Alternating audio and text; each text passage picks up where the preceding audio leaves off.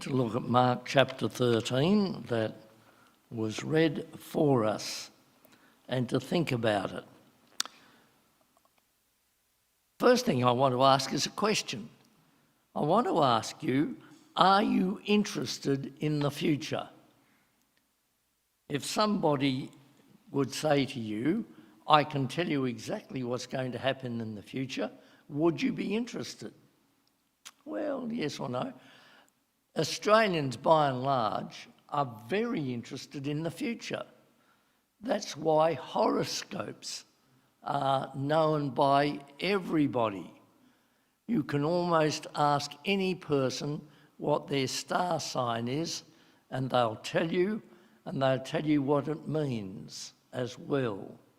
I remember listening to a radio program once, and the person was all about what sort of person would you like to marry, and the person was going on, well, they've got to be a Sagittarius, or they've got to be something, and it wouldn't be, we've got to be compatible like that.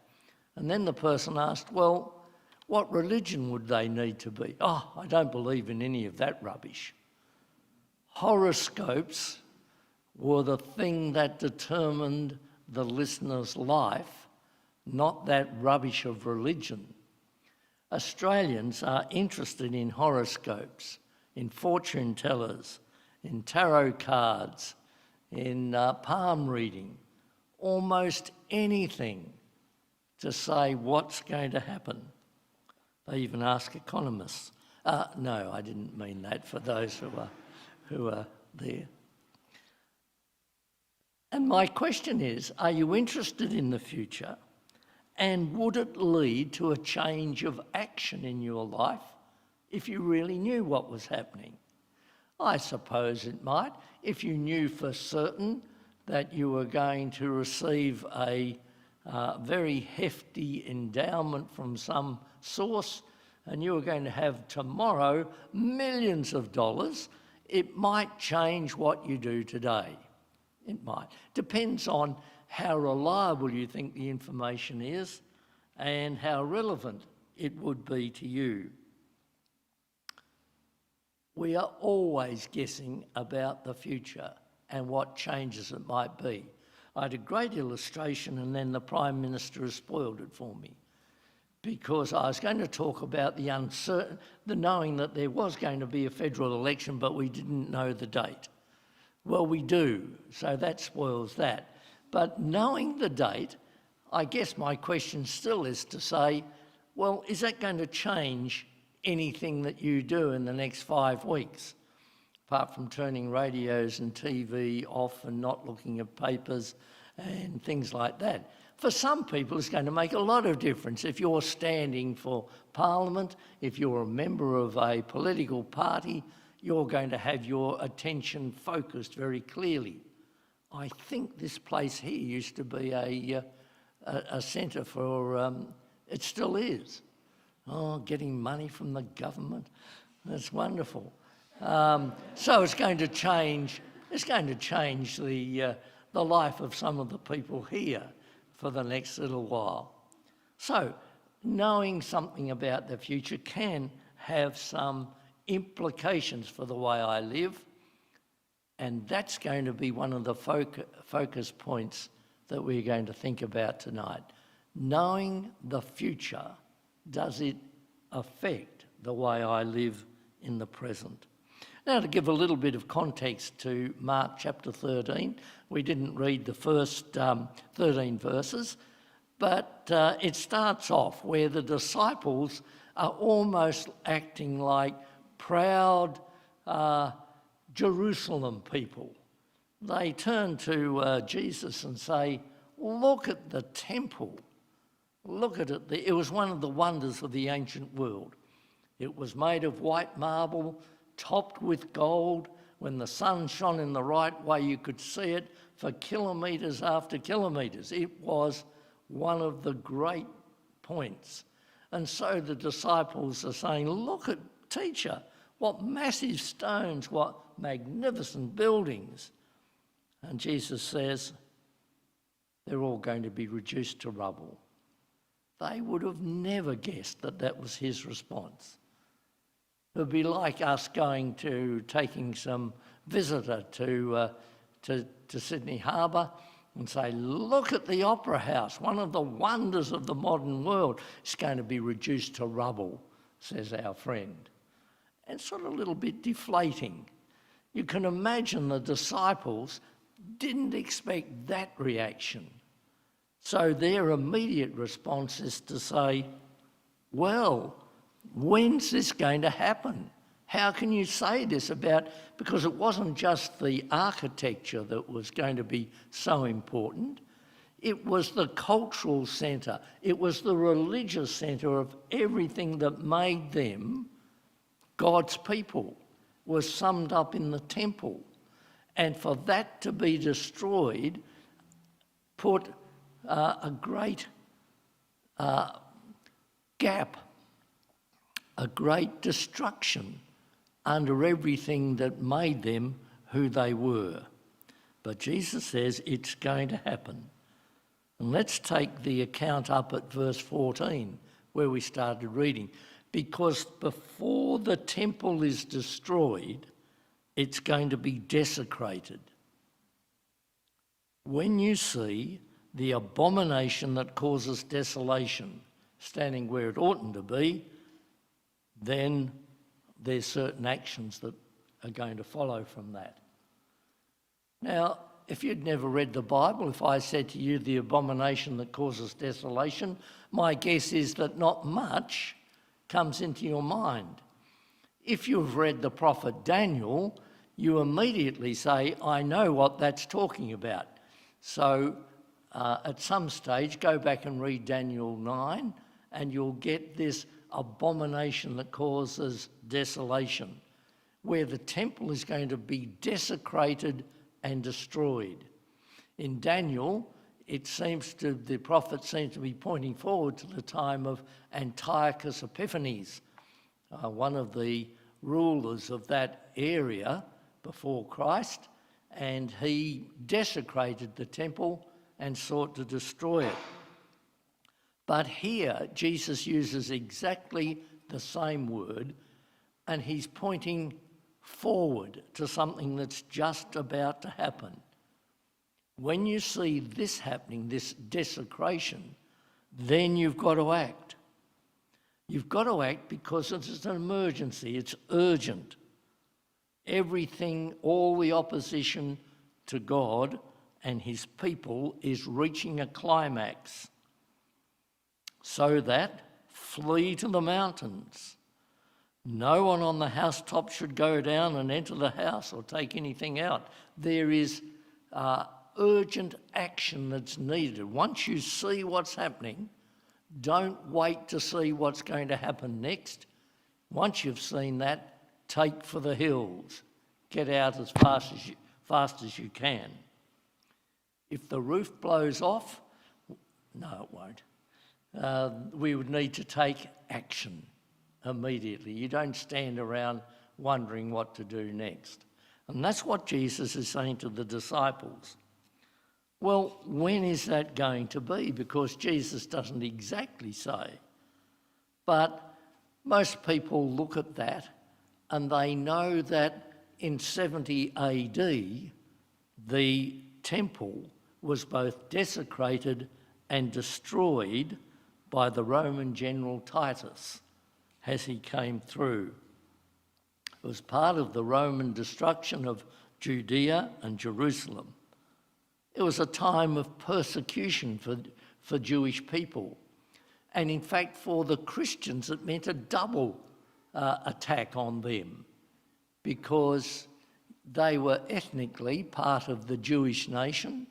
They were all the disciples in the main in Jerusalem were Jews who had become Christians, but they were also under attack from Orthodox Jews who hated the fact that they'd become Christians. And if you go to the first chapters of the Acts of the Apostles, you'll see something about that. And so they have that double attack on them. And so Jesus says, you must get out of Jerusalem. You must leave. And indeed that attack, that persecution, unless the Lord had not worked to cut it short, no one would have survived. It's said by later Christian historians, actually, that it was that prophecy of Jesus that the church, the Christian church in Jerusalem, did leave before Jerusalem was destroyed. They went off to a place called Pella, not too far away from there. But it is urgent. It is a climactic event that Jesus is talking about. And notice that it's under God's control. Don't go seeking for quick solutions, says Jesus. Well, he says, don't believe if somebody says, look, there is the Messiah, because false messiahs and false prophets will appear and perform signs and wonders to deceive. God is in control, but it's going to happen. So don't believe if somebody comes claiming to be the Messiah or a prophet and says there is a way out, a way that you can avoid this. No, be on your guard, says Jesus. I've told you everything ahead of time, as he includes in verse 23. Jesus doesn't give a date, but that's the most likely event that he'll be referring to as future to the disciples, as future even to the time that Mark wrote his gospel. And so the editorial note, let the reader understand, know what is happening in the time. So that's the immediate thing that Jesus is saying. But that destruction becomes a sign or a picture of the end time. And when we get to verse 24, our attention is taken by Jesus to the coming of the Son of Man.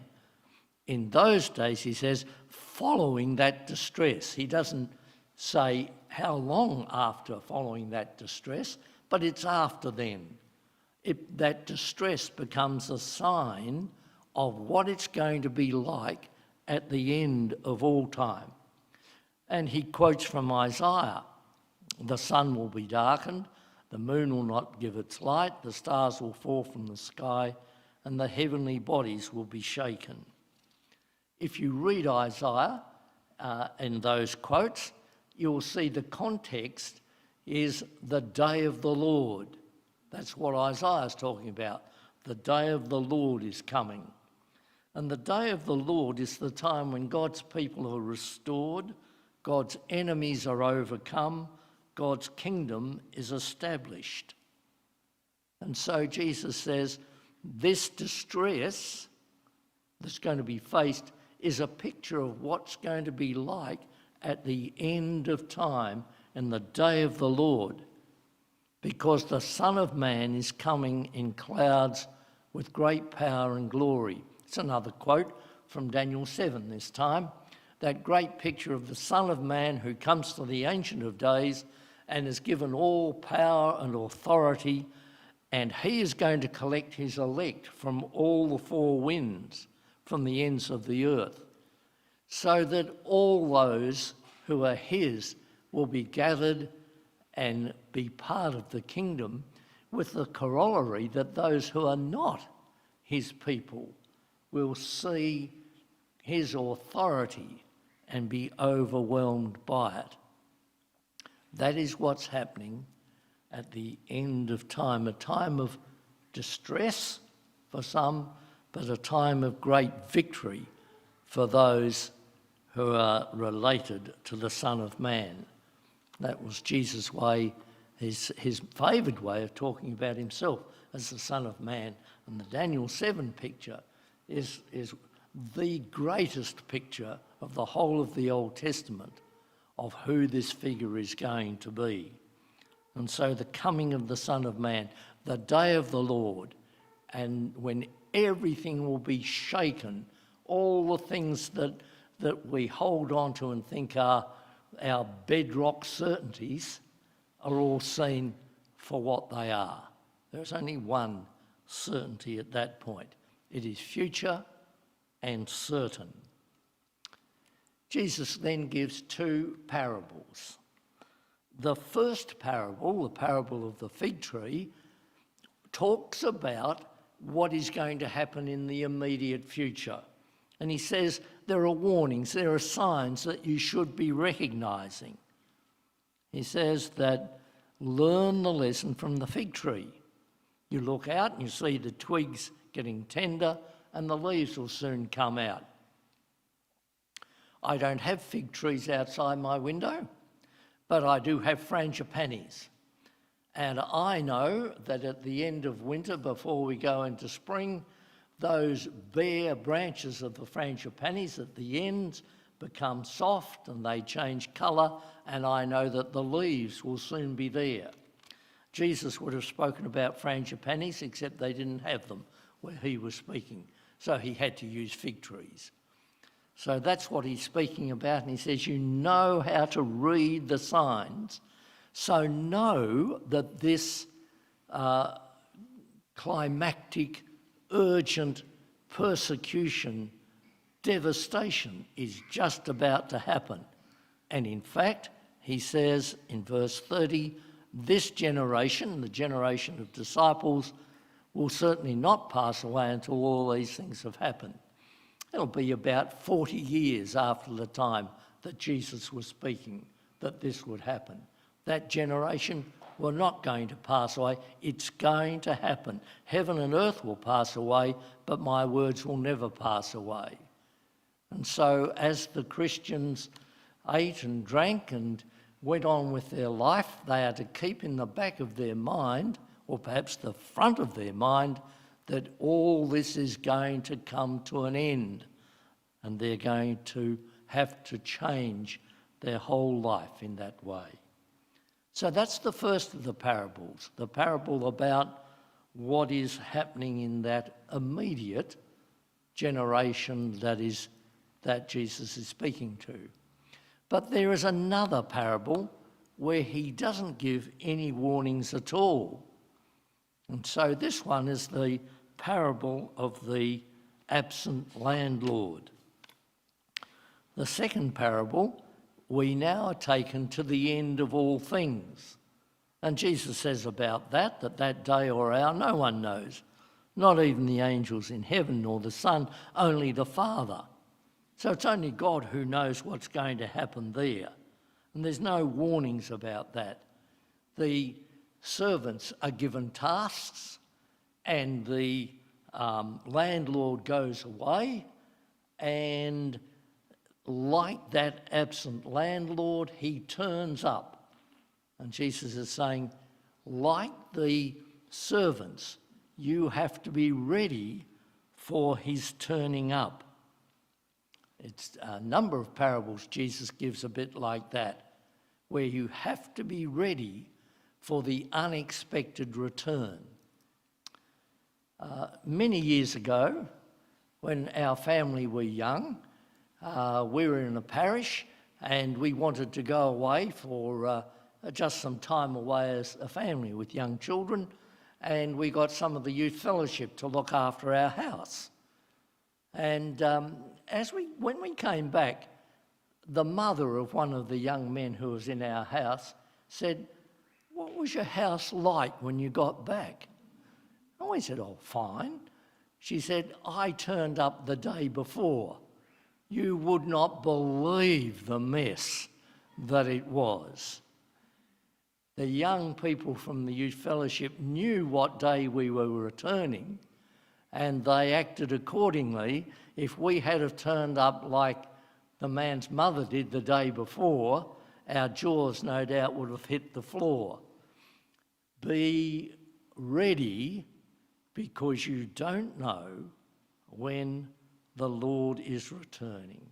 Now, we know that it can be any time, because there's nothing left for God to accomplish except the return of Jesus. Jesus' death and resurrection and the coming of the Spirit has meant that God has gathered his people. He has fulfilled everything that is said is going to happen. And we're just waiting.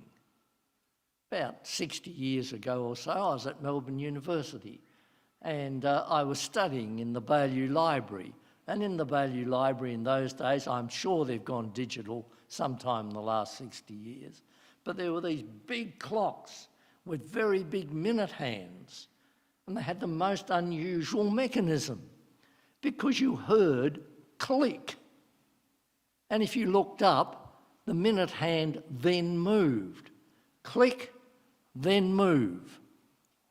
You can see how closely I'd given my attention to the genetics that I was studying, and I watched this happening. Click, move. Can I say the cosmic click has already sounded? We are only waiting for the hand to move. Nothing else is left. If Jesus was to turn up now, none of us could say, look, I thought that this should happen, or I thought that should happen. I wasn't ready at the time. And Jesus was saying, no, you didn't know when I'd come. There's nothing left to accomplish, but I am here amongst you. So I said to the people this morning, we wouldn't actually mind if Jesus turned up now. Not bad to be caught in church on a Sunday evening, and we'd be quite happy for Jesus to appear. I can think there may be other times that we would be less enthusiastic about Jesus turning up. And, if you hadn't given me some warning, Lord, I would have cleaned my act up a bit. We do not know. And so isn't it interesting what Jesus says as the imperatives? None of them are about speculation. None of them are about trying to work it out and giving a time structure. They are the imperatives to be on guard, be alert, watch. We know for certain that Jesus is going to return. We know that the day of the Lord will come. Therefore, we are to be on guard, to be alert, to watch. And Jesus doubles up on that as you go through these verses. An evangelist in the 19th century was asked, if you knew for certain that Jesus was going to return in half an hour's time, what would you do? And he said, I would do exactly what I'm doing now. He was so confident that what he was doing was right, what God had intended him to do. And because of that, he didn't have to undergo some great change in his life. Knowing for certain that the Lord will return should be a guide to us about how we should live in the present. Now, I don't mean that we're going to earn God's favour by some wanting to do exactly what he's doing. We know that in Christ we have full acceptance with God. But Jesus is talking to his disciples as he would talk to us, that we are to be, because we know he's returning, we are to be those who live in such a way that we show the character of the Lord Jesus moment by moment. And that should be our great desire and prayer. Amen.